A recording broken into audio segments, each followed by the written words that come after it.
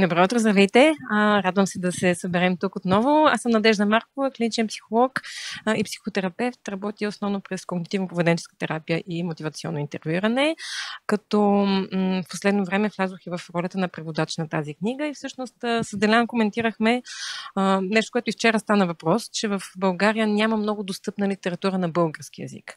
И превода на тази книга е едно от действията, които предприехме, да има повече ресурси за самите хора, които се нуждаят от самопомощ, може да бъде изпълнена като самопомощ. И освен това и за професионалисти може да бъде полезно в това да бъдем по-осъзнати за това как понякога волно и неволно влизаме в едно не съвсем целесъобразно поведение, т.е. можем да бъдем в лоша услуга на клиентите.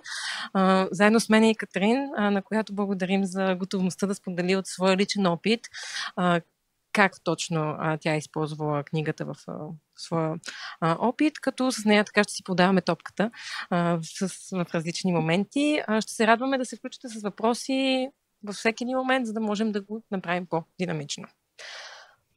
Преди малко пуснах една кутия с листчета. Успя ли всеки от вас да си вземе по едно листче? Добре, чудесно. Сега ще ви помоля да прочетете какво пише на вашето си листче.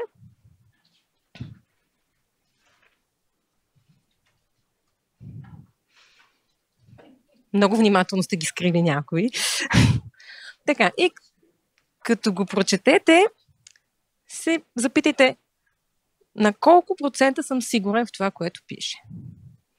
За мен. Може би някой от вас няма да си съвсем релевантни. Може някой да не е шофьора, да му се падне листче за автомобил. Разчитам на въображението ви в тези ситуации, но помислете на колко процента и нека дигнат тези от вас ръка, които са на 100% сигурни в това, което пише. Добре, 4 души. Бихте ли искали да споделите някой от вас какво пише на листчетата, в които сте 100% сигурни? Днес е неделя. Добре, това ни дава така наистина добре ориентирани сме във времето и пространството.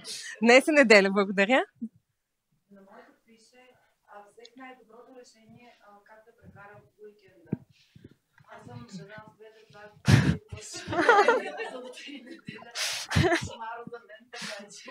няма как да има по-добро място на тази земя в момента, където да бъдете. Добре, благодаря. Някой друг, ако иска да прочете? Да. Добре. Проверихте ли, че е там, преди да сте толкова сигурен? Усещате го, че е там. Добре. Тоест, като го прочетохте, част от съзнанието ви насочили се към джоба ви, за да видите, наистина ли тежи там на място си джоба? Добре. Вие просто сте убеден, че никой не ви го измъкнал, докато сядате. Окей, благодаря. Добре. Някой друг, който е на 100% сигурен? Добре. Окей. Добре. Няма дори 0,1% шанс нещо да му се случи в момента. Добре, окей. Добре, да видим нататъка. Колко от вас са доста сигурни, но не на 100%? 80-90%? Нека дигнат ръка. Добре. Бихте ли сподели някой от вас какво ви се падна? Добре. Вие сте човек, който е точен. Добре. Очаквате, че най-вероятно, почти на 100% всичко е наред. Чудесно.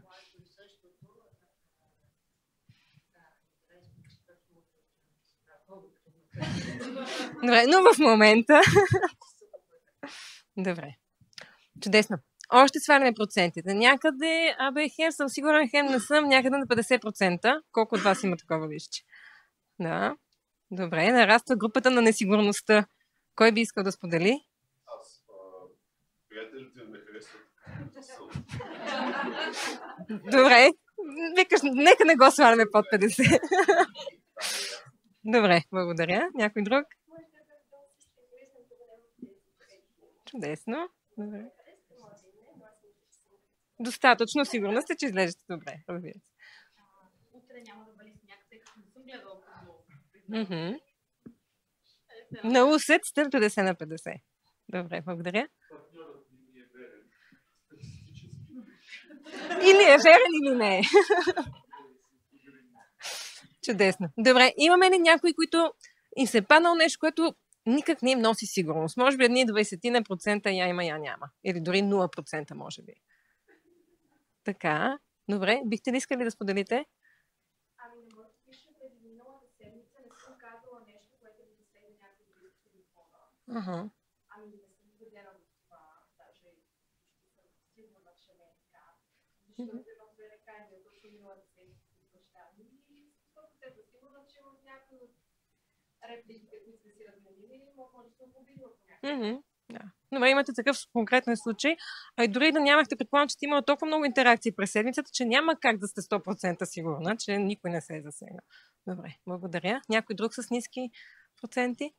Аз съм на 0%, защото моето е същото като следното. Аз се карах с жена ми, нали? Да. И за теб днес е най-доброто място да бъдеш тук.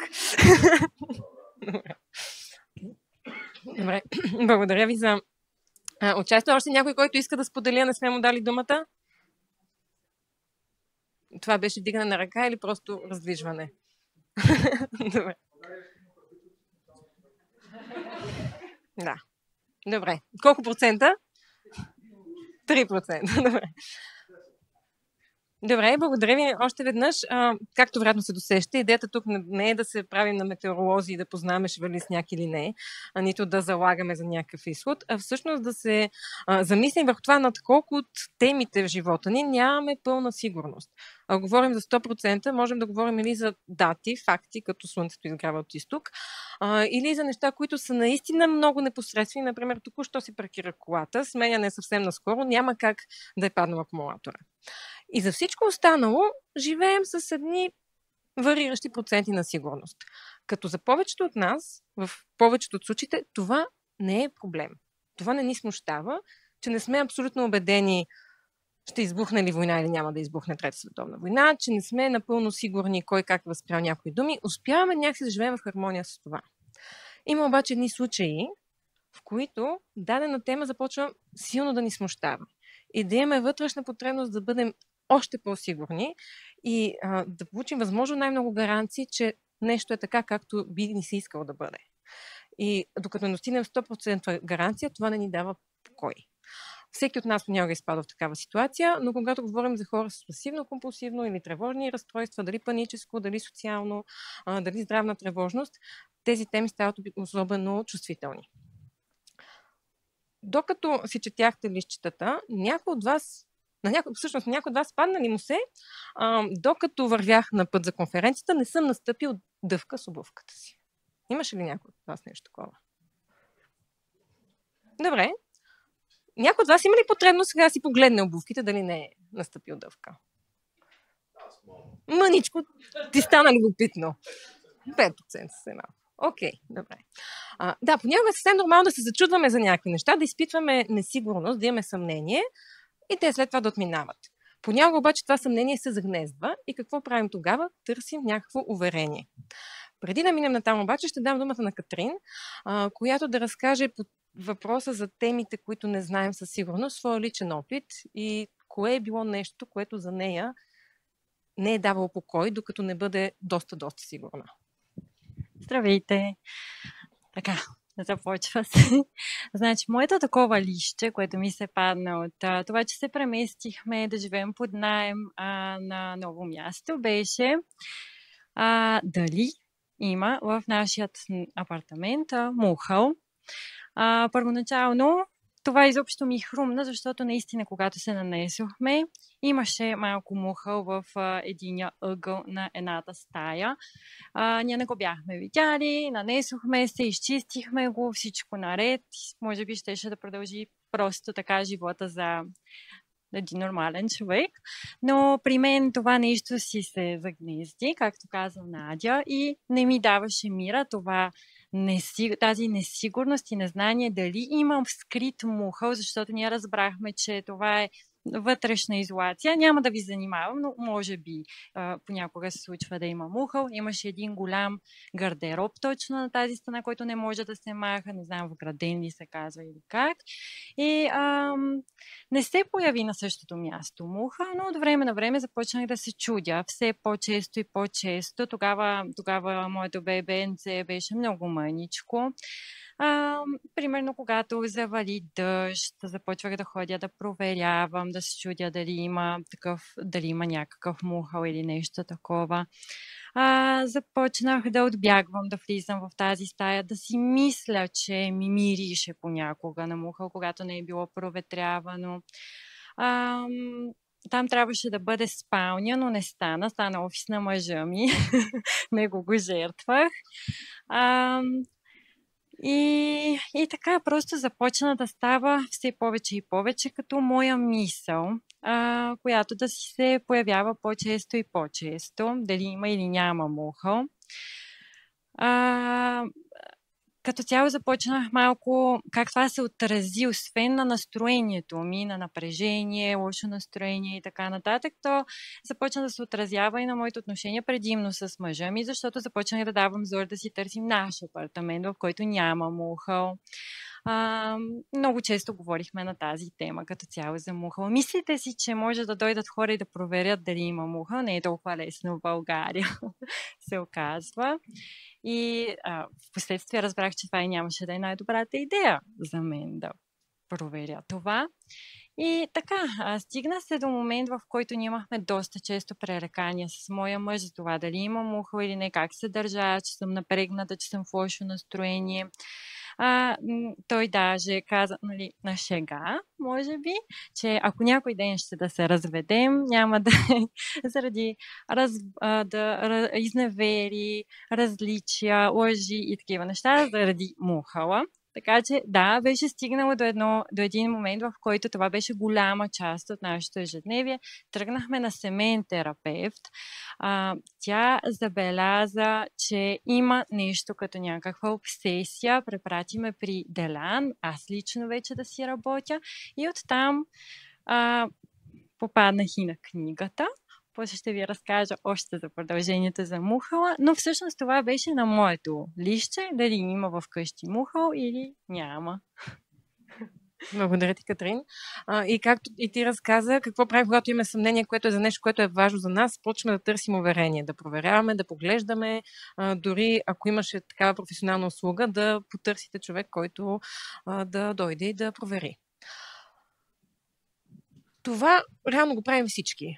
Проверявам дали професора ми е в джоба, проверявам дали утре ще вали сняг, отивам на лекар да си пусна някакви изследвания, когато нещо не се чувствам добре. Всички в някаква степен търсим уверение. И всички в някаква степен даваме уверение, когато ни поискат такова. Важно обаче да правим разлика между два основни вида – продуктивното и непродуктивното уверение.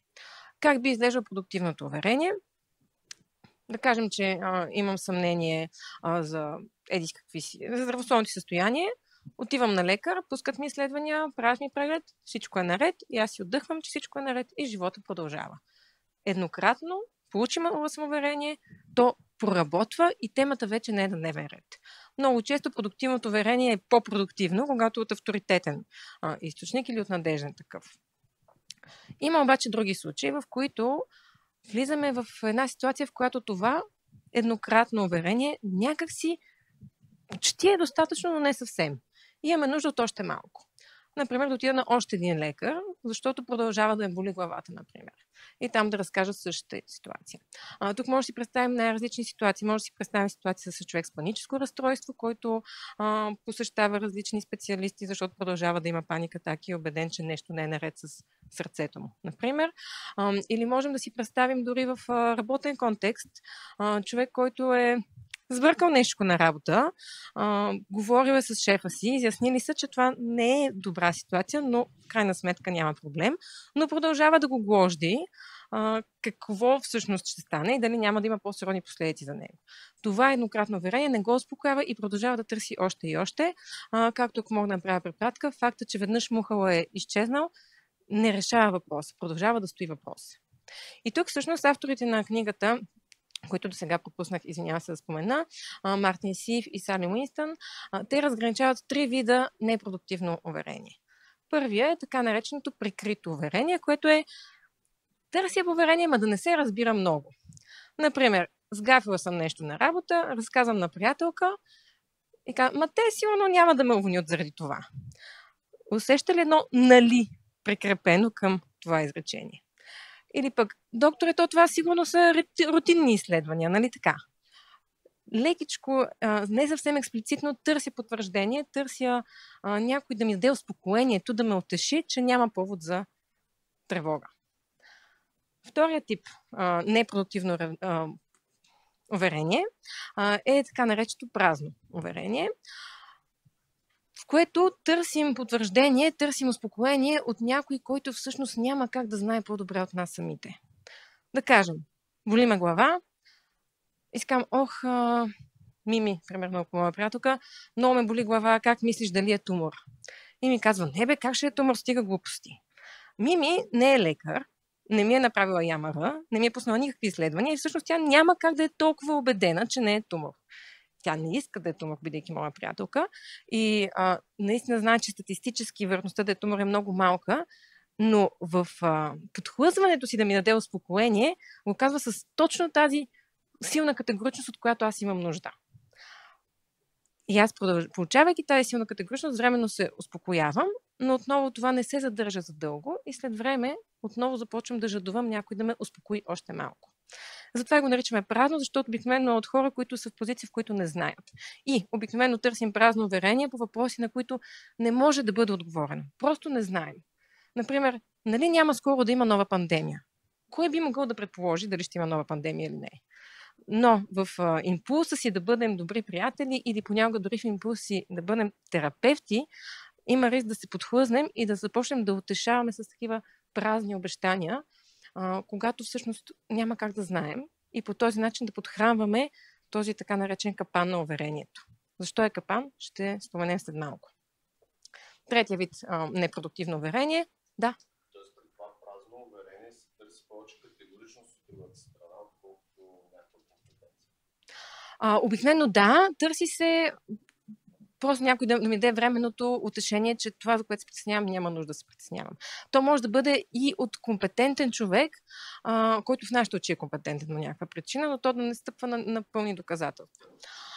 Дори реално, ако се замислим, ако пак влезем в примера с здравословното състояние, нито един лекар, колкото и да компетентен, не може да даде 100% гаранция за еди си що си. Те дават много висока гаранция, но винаги остава едно мъничко интервалче, което обикновено просто приеме на доверие, че няма да бъде то. Okay. Третия вариант непродуктивно уверение са проверките. Дали съм настъпил дъвка, проверка, когато говоря с баща ми, с когото съм се скарала, той много... Как се държи той? По-лаконично ни отговаря. Има ли нещо особено в интонацията? Проверка дали съм заключила вкъщи. Проверка дали съм облякла детето достатъчно топло. Тези вече действия, с които търся гаранция, че това, от което се страхувам, няма да се случи. И както знаете, тези проверки могат да започнат като нещо много малко, много еднократно. Нека само сега тук да проверя в интернет тия симптоми какво са.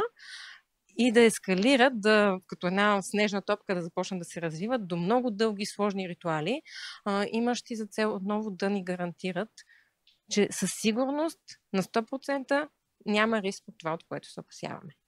Да. Аз само да кажа тук, все пак предполагам, споделяш това, че разликата между здравото и дебело по-скоро е количествена, не качествена. Да, зависи количествено дали го мислим като честота или мащаб на проверката. Да. Усетя нещо, като стъпвам, че има или да. гледам ли дъвка, иначе няма, или вече има ямакна. Да, благодаря също за уточнението, защото проверките могат да бъдат и продуктивни.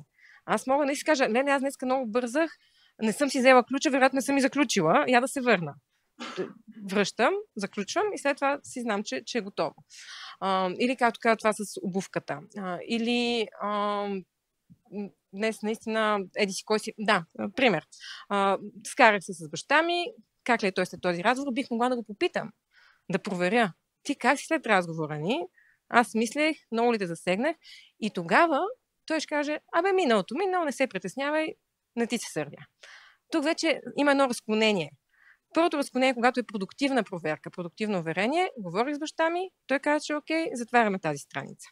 Непродуктивно ще стане, когато дори, че той го е казал, продължава да ме гложди и да го мисля. И сега може да кажете, ма той може така да е казал, просто да не се влиза отново в същата динамика на спора. Да, но това вече е неговата част. Аз трябва да съм готова да се доверя, че щом съм проверила и резултатът е такъв, да приема този резултат, за да бъде продуктивно проверката или уверението. Отговорих ли на въпроса? Да. Okay. Добре, още веднъж давам думата на Катрин да разкаже за своя път с уверението. Да, всички неща, които каза, си имат пример, специфично като съм заговорила за мухала. Аз ви казах, влизах в стаята не веднъж, не 2 пъти, примерно понякога се случвало по няколко пъти на ден, за да видя дали не е излязъл. Пипала съм стената да не биде твърде влажно, а отново не веднъж. Интернет и Google. Да, гугъла съм какво може да стане, някакъв много лош сценарий, ако ние имаме мухъл. След това съм намерила някакви успокоителни неща. След няколко дена аз трябвало да намеря същите успокоителни неща, за да се успокоя отново, че всъщност дори да има мухъл, всичко се оправя. Малко съм използвала и нашия педиатър, като отидам. Това със сигурност не е алергия, е просто някаква настинка, нали, на детето. Няма как да е алергия. Дори пред него съм споменавала по този прикрит начин, който казваш. Имах едно съмнение за мухъл в началото. Просто така, съвсем невинно. Аз наистина съм го правила, не нарочно, защото съм знала, че имам кой знае какъв проблем. Но съм, нали, все пак да вмъкна. Той е лекар. И това вече, което и с мъжа ми, нали, 100% си сигурен, че няма мухъл, защото той не че работи това и може да ми каже, но просто той трябва 100% да ми каже. Когато аз виждам, че той е спокоен, уверен, когато ми го казва, той с добро такава увереност, аз се успокоявам, но да, това е просто за мъничко. После минава време и отново имам нужда от този вид успокоение и някой да ме уверява. Благодаря Да, ти. така че всичко това. И си взехме и Purifier, което пак е вид. Да. Някакво презастраховане. Да. Стъпвайки на това, което казваш, Катрин, понякога тези уверения са навън насочени. Педиатър, съпруг, лекар, кой ли не. Понякога ги водим вътре в нас като вътрешен разговор. Когато анализираме, планираме си, някакси сами си носим от 100 дерета вода в подкрепа на нашата сигурност. И всъщност отново Сали Уинстън и Мартин Сиф разглеждат цялата ситуация илюстрирана през едни вътрешни гласове, които са лично наши. Единият е разтревожен глас, който намира повод за тревога в различни ситуации, според това, коя е неговата тема, и умолява моментално успокоение и гаранции. Втория е така наречената лъжлива утеха, която е готова да обещае от пиле мляко, само и само за да успокои разтревожен глас, че няма страшно, че всичко ще бъде наред, което също е празно уверение, защото кой би могъл да гарантира, че всичко ще бъде наред. Или пък предлага различни неработещи стратегии, като разсейване, допълнителни проверки и така нататък. И в някакъв момент там някъде се включва и така наречения мъдър ум, който успява от една по-дистанцирана позиция да каже, че това са просто мисли, това, че те се появяват, не ги прави задължително верни, и с един по-осъзнат подход да напомни, тук малко се въртим в един затворен кръг, от който явно няма да излезем по този начин. Нека да опитаме нещо друго. Този затворен кръг, който се получава, е така наречения капан на уверението. Защо капан? Защото споменахме, получава мъничко уверение, то се задържа, върши някаква работа, обаче не до край. В един момент имаме нужда от още. И отново и отново. Как си обясняваме този капан на уверението? Вчера стана въпрос за негативното подкрепление. Да кажем, че се притеснявам вкъщи дали има мухъл. Отивам, проверявам. Проверката ми носи облегчение и аз установявам, че след като съм проверила, се чувствам по-добре. Чувствам се по-спокойна и тревожността е отшумяла. Това затвърждава стратегията проверка или стратегията спомнавам на някого и той ме успокоява, че всичко е наред и няма повод за притеснение. Така че следващия път, когато отново имам такива тревожни мисли, отново прибягвам до същото действие, защото знам, научила съм се, че то ще ми донесе облегчение. И другият аспект на този капан на уверението е така нареченото парадоксално усилие. Опитайте сега да не гледате към презентацията. Колко е лесно. И колко от вас все пак погледнаха. На мен беше лесно, защото съм с гръб. Но обикновено има една част от нас, спомняхте бялата мечка, слона в стаята, нали, най-различни така наречени. Точно това, което не трябва да правим, защото се появява в съзнанието ни, сме склонни да го правим. Добър пример за това е, както вчера Делян и Киро демонстрираха с ракетата за тенис, когато много концентрирано се опитвам да направя нещо, го правя по-зле, или пък когато много се опитваме да заспим и не можем да заспим. Също е така наречено парадоксално усилие, в което колкото повече се стараем да правим нещо, толкова повече не ни се получава то. Какво общо има то с уверенията? Именно, че колкото повече се опитаме да затолим жаждата за сигурност и да се накараме да бъдем много сигурни, толкова повече несигурни ставаме. Толкова по-фиксирани ставаме върху всеки един признак на несигурност и всеки един пропуск в аргументите, ситуациите, всеки един сценарий, който може да стане. И колкото повече държим тези теми, които ни носят тревожно в ума си, толкова повече ги подхранваме и те стават още по-големи и властни над нас. Съответно, ето така се затворя този кръг. Имаме някакво засилено съмнение по някаква тема, здравословно, религиозно, каква ли не може да бъде, знаете. Оттам, за да сме по-спокойни, правим стъпка в посока уверение и успокоение, дали въпрос, дали проверка някаква, което води от себе си до временно облегчение, но и затвърждаване, че това не работи. Това работи за малко, краткосрочно, но в дългосрочен план този звяр продължава да бъде там и да не можем да се справим с него. Оттам в следващата ситуация на засилено съмнение, отново уверение, отново временно облегчение и така кръгът се затваря. Как можем да излезем от този кръг? Споменахме така наречения мъдър ум като вътрешен глас. И всъщност авторите предлагат подхода на терапевтично отстъпване. Като отстъпване тук, естествено, можем да го мислим по различни начини. Отстъпване, предаване. Не е смисъл в елемента на поражението. Ето, аз отстъпвам, предавам се, ще бъда тревожен цял живот и това е.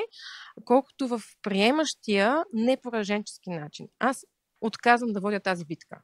За мен тази битка не е важна. Аз не мога да спечеля с начина, по който досега съм я спечелила. Даже не съм я спечелила, аз съм я водил. И просто няма да участвам в нея.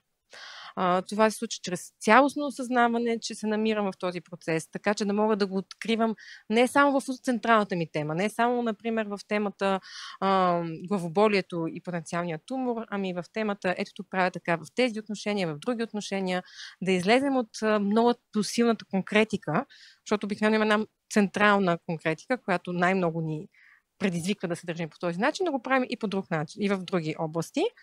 И излизайки от това, да можем да повишаваме своя толеранс към дискомфорта, да оставаме с тази несигурност, да оставаме с тези мъчителни понякога мисли, без да ги избягваме, без да се опитваме да ги заместваме, а просто да бъдем там, докато те отминат. Това е подход на терапевтично отстъпване, като съответно авторите са измислили една абревиатура. Знаете, в американската култура много често нещата вървят с абревиатури. На английски е DEF, глух, която къде е умело, къде не, се опитахме да запазим и в превода на български. Първата стъпка, глух, защото посланието да бъдем глухи за тези молби за уверение, да можем да ги оставяме някъде там, без да се въвличаме в тях. Първата стъпка е граница, т.е. да разграничим между това дали наистина има тревожност и опасност или просто сме влезли в този затворен капан. Защото, както казахме, понякога има основателни причини да се съмняваме. Понякога наистина нещо ни лепне на обувката, понякога наистина близкият ни човек продължава да ни е много сърдит. Но да можем да разграничим къде вече не е тази ситуация, а сме в това въртене на празен ход, тревожно.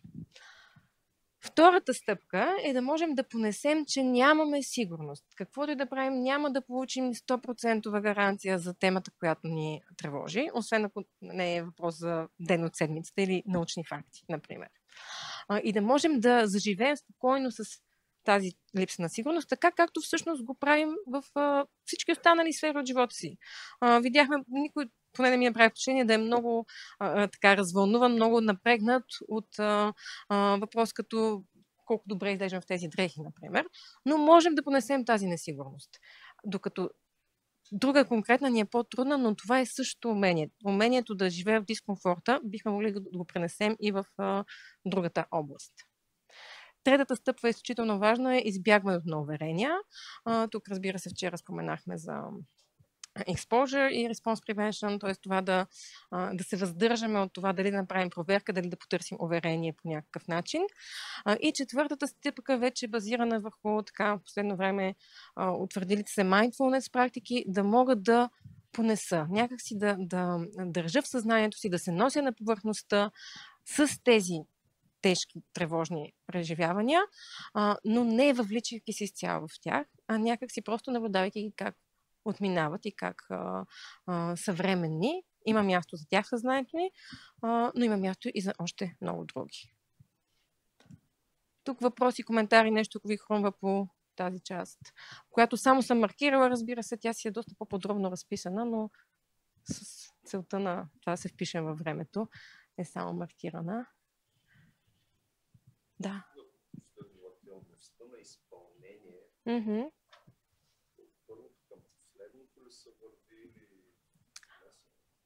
Обикновено, така, естественото е от тук може да има малко различия. Със сигурност осъзнатостта за това какво се случва и че съм влязла в този капан е необходимо да бъде една от първите крачки. Сега понякога може, тук вече това е от мен, нали, разсъждения, понякога това може да бъде изпреварено от цялостното осъзнаване за липса на сигурност за живота и да мога да почна да го приемам. Като вече зависи от когнитивната поведенческа част. Знаем, има терапевти, които започват с избягването на уверенията, с това потапяне на дълбокото, но според авторите обикновено се върви в този ред. Като тук, разбира се, аз бих добавила, според мен са изписани в този ред чисто и заради абревиатурата, без да се акцентира много важно на последователността. Ами, аз лично не би го разглеждал като много стриктен протокол. Между другото, Деляна, ако искаш ти да споделиш, би ми било опитно да кажеш.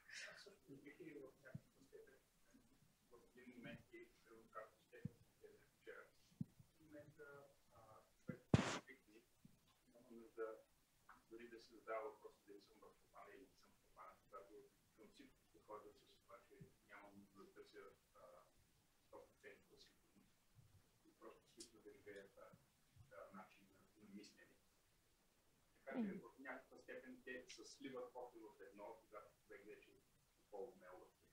Вече не са толкова като отделни стъпки.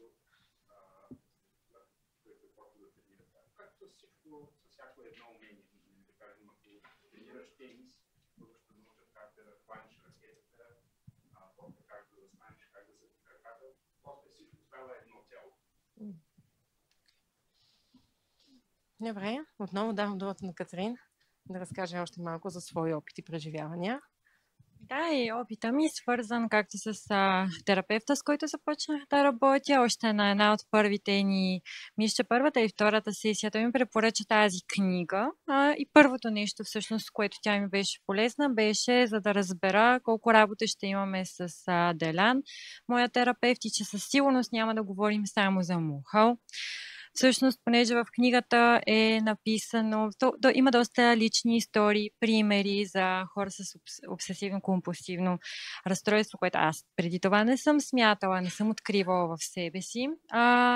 Но покрай тези лични истории, разказани в книгата, всъщност се препознах в доста от нещата, и големи и малки, които знам, че имам в себе си, които до тогава не бяха били проблем в моя живот, особено преди да родя, защото явно са си били на епизоди за нещо конкретно и по-незабележимо. Те са, примерно, успявала съм да се справя с нещо, но в момента, в който родих, просто като че ли те станаха много неща. Мухала беше пример, разбира се, един от примерите, защото беше доста... той много ескалира там ситуацията, но има много други неща, които не съм свързвала с това обсесивно разстройство. Като, например, от големите неща е моята тревожност и страх за здравето, не само на мен, даже по-скоро на околните, страх от болести, заразяване, от всякакъв вид неща, от настинки до, примерно, едно от много за мен притеснение беше ухапване от кърлеж и лаймска болест, което също се отразяваше на това да не пускам детето да си играе в трева. Ще ми се, защото ние обожаваме да говорим на планина и като цяло той да е дете, което прекарва много време навън и това беше за мен огромна трудност, аз да правя и това и в същото време се притеснявах за тези кърлежи. Друго, моето чувство, това, че аз имах някакъв перфекционизъм, особено на тема каква майка съм, да не допускам грешки. Естествено, когато допускам грешки, после огромно чувство на вина и как е можело това да бъде избегнато, че аз нося отговорност за това нещо и вече впускане в всички хипотетични и най-лоши сценарии, които могат да се случат от грешките, които съм допуснала. Така че да, това са от по-големите неща, които наистина допринасят до една главна тревожност в мен, която промени характера ми, особено в последните години, доста. И други неща, които препознах в себе си в книгата, в историите в книгата, по-дребни неща, които наистина минават през деня, без изобщо човек да си е мислил, че това е някакъв вид проблем. Например, много често да се извинявам на моите приятели, на хора от моето семейство, непрекъснато да си мисля, че някой за нещо ми се сърди, ми е обиден за шега, която съм казала, че съм забравила, примерно, рождения ден на някой с няколко часа. И после аз може и дни да си мисля, ето тук какво направих, защо забравих този рожден ден, дали ми сърди. Виждам как ми говори този човек малко по-различно, като че ли. Неща от сорта на да се чувствам примерно, когато не мога да говоря по телефона, защото съм болна или гледам болно дете и аз отново се чувствах виновна за това. Отново се извинявах абсолютно излишно. И също други още по-дребни неща от ежедневието. В момента не се сещам. Но дори, например, отиваме на една екскурзия и се започва едно нещо, което е проверяване за дървеници, напръскване на дръжки и такива неща, което аз съм да си нося моя калъвка, което аз съм си мислила, че го правят много хора. Много хора, наистина. Примерно, повечето от вас. С течение на времето разбрах, че не е така. И аз не съм го правила по някакъв начин, който като да го правя. Примерно, даже моя мъж не ми е правил точно забележка за това, но му е било досадно, но не е било толкова видно. Така че да, тези неща, когато ги видях в книгата, като примери за това нещо, аз ги видях, че ги е имало и в мен, и то много отдавна, просто някои по-изразени, други не. Та аз разбрах, че всъщност съдържанието на всички тези неща, които изброих е различно, но всъщност всичко е нещото с мухала, което беше. То преминаваше по един и същи начин, като един и същи процес в моята глава, с искането на уверение, с моето лично борба да си обяснявам как всичко е наред, после не е наред, започвам от начало и така. Това беше най-главното нещо, да тези теми да излезат наяве, да можем с Делян да започнем една по една, да ги работим, да ги обсъждаме, да се науча да живея в този, да се чувствам по-удобно в този дискомфорт. Другото нещо беше, разбира се, как аз да се справям с това нещо, защото книгата дава идеи, някои ги харесах, други не, но всъщност в последните глави, не знам, има как аз трябва да си излагам на тези мои тригърс, тези неща, които така ми влияят, за да свикна с тях, да им позволя да се появяват. Те са част от моя живот, но без да ме ангажират до такава степен. Да, начините да се справям беше много важно за мен.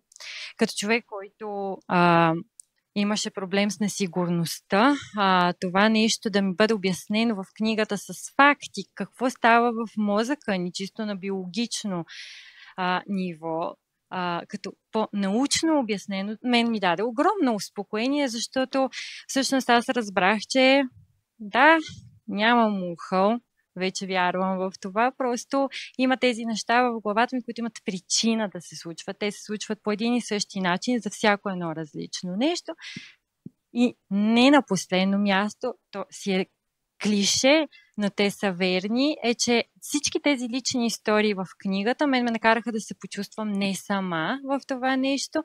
Много от нещата, които разказвам пред вас, ме беше срам да ги споделя не просто на... Той мъжа ми най-много пострада от това нещо. На него, но, примерно на мои приятели е абсурд. Дори пред Делан да говоря за ето сега всички вас с този мухъл. Но когато прочетох историята, как хората си имат тези неща, това не са си само мои проблеми. Те са на много хора. Това ми даде огромно успокоение и чувството, че да, просто не съм сама и че ще си се справям с тези неща, както други хора, за да мога да си се върна към моя характер, защото това нещо сега малко, нали, показвам някои от нещата на шега, на майтап, но то не беше смешно за никой и за мен беше голям път и все още е. Така че, да, това са главните неща, които аз успях да си извлека не просто от книгата, разбира се, и работата с терапевт, но тя помогна доста, за да насочи нашето внимание към конкретни неща, аз самата да си обясна, че те са били в мен. Благодаря ти, Катрин. И сте на това, което каза, че то е един път, който има да се върви. Преди да минем към... Ще трябва да се получи някаква дискусия, но преди това ще завърша с едно от... много така ми пасна под заглавията в книгата. И то е ето това. Как да живеем добре, въпреки че се случват лоши неща и всички умираме. Защото факт е, че всички ще умрем, факт е, че са ни се случвали и ще продължават да ни се случват трудни неща в този живот. Наистина някои такива, за които сме подозирали, сме опитали да се предпазим, а някои съвсем изневиделица. И няма как да избягаме от това. Но основното послание е, че има място за това в живота, но има място и за радост, за смисъл, за пълнота. Че можем да бъдем осъзнати, че тези неща ще се случат. Да не ги отричаме, да не живеем в илюзия, че всичко ще бъде цветя и рози. Да бъдем осъзнати за това, но да не се фиксираме върху тях. Да им позволим да бъдат някъде там, но на дистанция, така че да не определят цялостно ни преживяване, всички ни емоции, поведения и действия. Така че това е, може би в едно изречение, ако мога да извлека сентенцията на книгата, би било това. Да. Аз се засмях това, защото точно миналата седмица на клиент, който много дълго време работим. Той не е с сигнификативно, но казвам, като туризма там е на много високо ниво, всъщност това търсене на постоянна сигурност също много да се случи. И аз много време говорим това, ти нямаш гаранция. Никой не може да даде гаранция, но по един начин да се говори. Мисля, че един от който си казала точно е това нещо. Ще умре. И той последно път е казва, знаеш ли, добре се чувствам. Той имаше проблем, като се разминава с здравни хора, имаше усещане, че всички го гледат, че някой нещо се фиксира в него, да питам как казва. И някакви проблеми си казвам, колко всички ще умрем. И такъв и просто толкова леко се живее, така да се прави. Да затова се смях, като го видях. То наистина е много важно да можем да държим тази несигурност и да знаем, че всъщност нищо не е толкова голямо. Да, благодаря за този пример и много така отрезвяващо.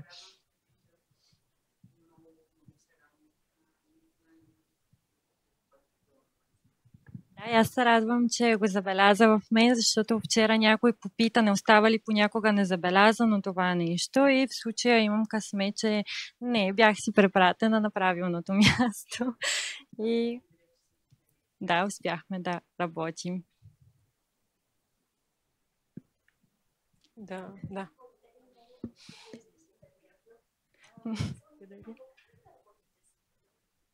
Ами, работим, може би, от над половин година, 7 месеца, нещо такова. Или половин година, може би нещо такова. Като точно на последната сесия започнахме да се разбираме как разреждаме нашите срещи. Всъщност, краят на това нещо с Мухала беше, че той си остана в нашия списък с неща, по които работим и не се връщаме към него толкова често. Ако трябва да си призная, се случи така, че наши съседи се оказа, че работят с термокамера, което може да... Но... Всъщност, Наш друг съсед беше държал, че има някъде муха. Те бяха отишли при него. Ние разбрахме и моят мъж каза. Аз казах, аз вече нямам нужда той да дойде и да гледа.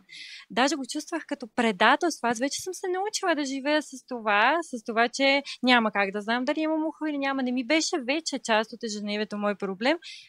Така или иначе съседа дойде, каза, отивам да върша по-сериозна работа с хора, които си имат проблеми. И да, за съжаление успях да разбера това нещо, нали, с малко по-голяма сигурност, но можех и без това. Чувствам го като че можех и без това.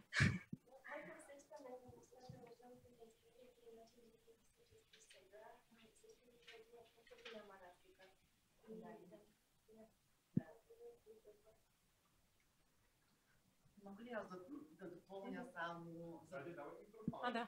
парадоксалното намерение на мен? Любопитно ми е, примерно, мухъл. Добре, мухъл. Какво от това хората правят лекарство от него? Не мога ли да си имам вкъщи мухъл? В смисъл, парадоксалното намерение от Виктор Франкъл и неговата логотерапия е точно това. Аз, например, съм човек, който заеква от 12 годишна. В момента ми стои в главата, мога да заеквам колкото си желая в момента. И аз не го правя. Точно това, което казвате, аз не искам да живея с мухъла. Аз искам да го отглеждам мухъла, защото той е полезен за човечеството и за лекарствата. Мислили ли сте в такава посока? В смисъл, другата гледна точка?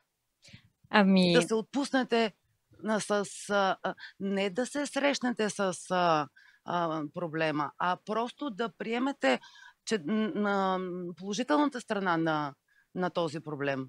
Или пък аз, ако не си мислих за мухъл, можех да си мисля за нещо много по-страшно. Да не е мухъл. Да, имало ги е по-страшните неща, разбира се. Това е било периода, в който сме се срещнали с Делян и това сме работили конкретно. Имало, особено за болести, имало и тези страшните обсесии. Мухъла не сте гледали явно риловете, които аз съм гледала. Където някакви деца се разболяват и така нататък. Така че не съм намерила положителното, но успях да си живея на място, където никой не може да ми гарантира и да се използва тази стая. Да не ми влияе така на ежедневно ниво. Да не се страхувам по този начин. Да. Аз само мога да кажа, защото се получи смешно. Сега попитах колежката, като ви дискусията, ама толкова страшно, че е мухъл и тя каза, пиш в интернет. Така. Но до вечера ще ми е банята. Тежки препарати. Аз коментар и въпрос. Не знам колко е добра идея. Даже съм имала клиент с мухъл натрапчивост, но примера с мухъла им казвах да си правят мантра по-добре 0,001% шанс всички да умрем от мухъл, отколкото 100% да си травмирам децата и да имам лошо качество на живот. И това го правя с... Не знам колко е добра идея с всеки така правим мантрата. Случая, за който искам да попитаме, в момента имам една клиентка, която има натрапчивост, че мъжа и може да изостави, да изневери без никаква причина на света. В смисъл, наистина няма и тя осъзнава и така нататък. Та първо я образовах за окъра, това е ясно, тя се съгласи. След това дойде мъжа и който от сутрин до вечер отговаря на въпроси, с който му обясни, че това са ритуали, които всъщност подхранват натрапчивостите. И той спря. В смисъл каза, Ана каза да не ти отговарям. И оттам възникнаха две неща. Тя много се подобри с 90%. Първия беше, започна, добре, може ли да го питам, примерно, 2 въпроса на ден? Тоест, или 1. Или, добре, ти ми каза, че може да изчакам половин час между натрапчивостта. Тоест, почна един такова да се пазари. Това понякога мисля, че е добра идея, ако пак е по-добре от нищо. Това добра идея ли е? И второто, особено при клиентите, където окърато не е в смисъл е примерно ти с кой ще излизаш вчера. Тоест, клиентката казва, много ми е трудно да разгранича. Не може ли всеки нормален човек да пита този въпрос? Кое всъщност е окъра и не окъра ми, нездравословно и кое е най-нормален въпрос? И много често с клиентите с това се сблъскваме. Това, което им казваме, че ако нямат хипохондрия или каквото е, могат да зададат колкото си искат въпроси, но в техния случай им давам пълен блок на всякакви такива въпроси за известно време. Това също не знам дали е добра идея. Това са ми две... Всъщност, първото нещо е колко е добре да се пазариш с клиента в началото на терапията. И втория е как да разграничават всъщност, особено когато е много финно, не е баш, нали, пипнал ли съм си обувката или не съм си я пипнал. Ами е нещо малко по ти къде беше.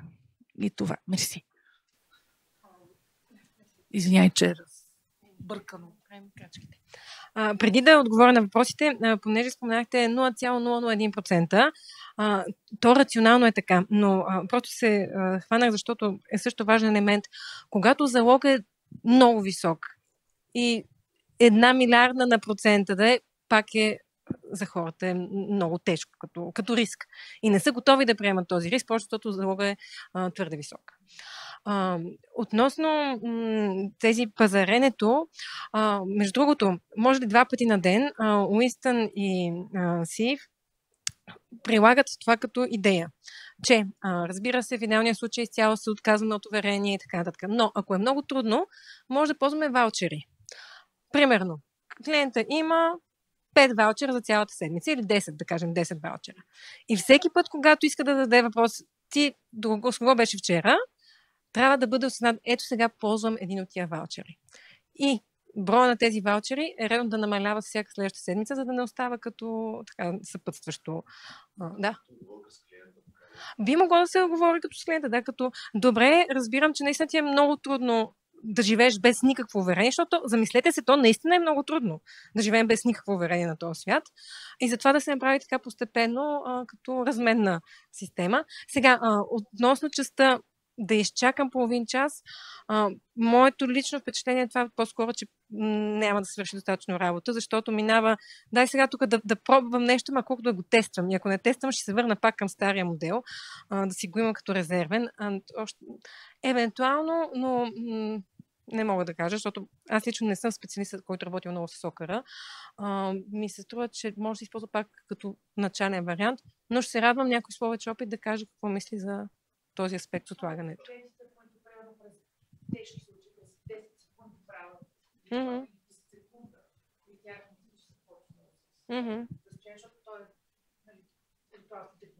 Да, то отново е постепенно свикване с този дискомфорт. Нали? Да. Имаше още един аспект. Как да разгранича, той някой казва, какво би казал на твой приятел? Ама аз супер клиентите съм не. Такива по-строги стандарти. Тоест как да разграничат нормалните въпроси, които човек си задават от... Тук това, което ми хвана, че може да се използва отново този маркер. Ако, като тръгна да си задавам този въпрос, имам ли увереността, имам ли усещам, че като получа един отговор, той ще ми стигне. И ако си кажа, да, наистина имам нужда и това ще ми е достатъчно, да, нека направя тази проверка или нека направя това допитване с някой. Обаче, ако се усетя, че ще ми стигне, ма не съвсем, или ще ми стигне само ако чуя точно тия думи по този начин, тогава вече е по-скоро капан. Да. Мерси. Аз по повод това, което вие казахте, мислех да кажа едно нещо, само може би ще кажа друго, а мога да ги кажа и двете. Като я питахте за мухала, нали, дали е гледала другата гледна точка, нали, използва се в лекарства и тъна. Със същия успех може да се хлебарки. Тя не давам идеи, извинявам се. Може да беше видяла хлебарка, да не беше видяла мухъл. Това, което искам да наблегна и това, което се опитах да кажа и вчера, макар че не бях доста притеснен, не знам колко съм казал, е, че не е важна темата в случая. Важна е фиксацията и същински дали е мухъл, дали са хлебарки или папагали. Абсолютно все едно. А другия ми въпрос беше за сигурността. Как, примерно, вие дефинирате като специалист? Просто как бихте обяснили някой думата сигурност? Какво е сигурност?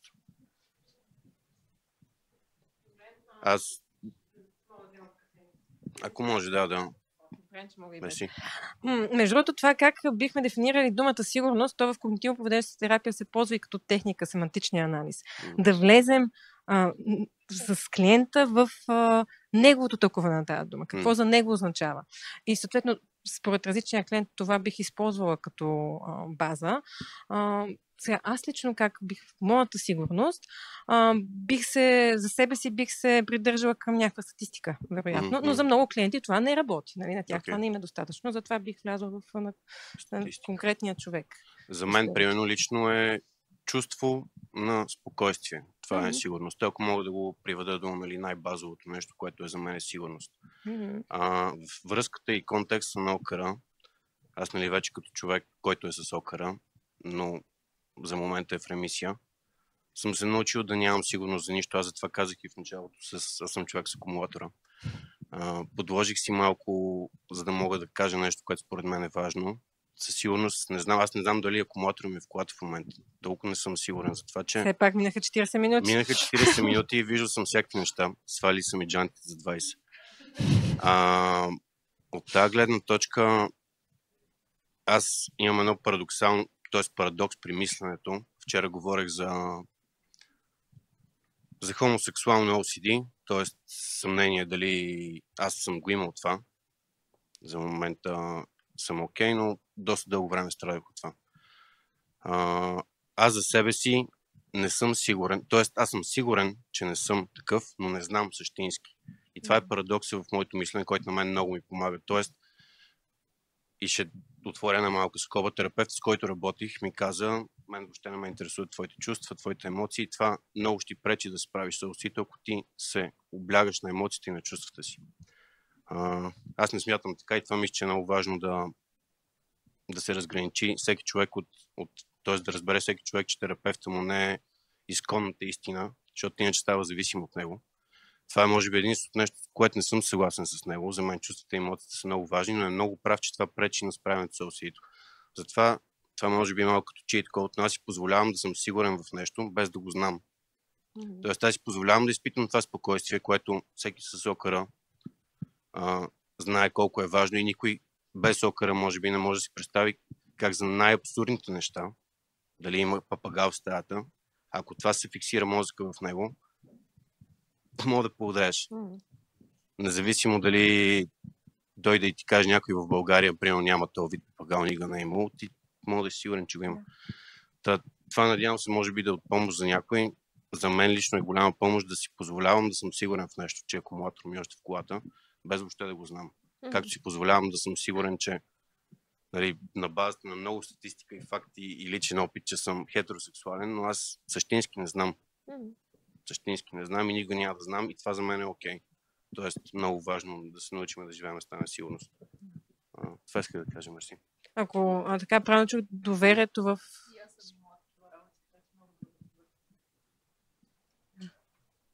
Извинявайте, не ви прекъснах. Не. Да. Благодаря за този коментар. Тук аз бих добавил малко и даже споменах елемента с доверието, който може би някакво мое лично усещане, но това доверие е в нещата, че са окей. Също, да. Абсолютно. Добре. Може да се намери там.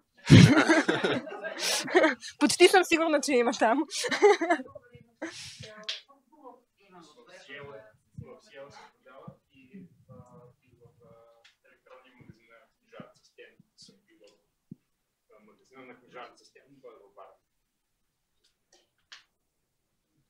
И много благодаря за тази тема, която повдигнахте. Просто е изключително важно това.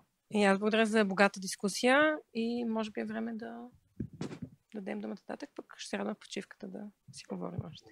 И благодаря си към Катерина още веднъж.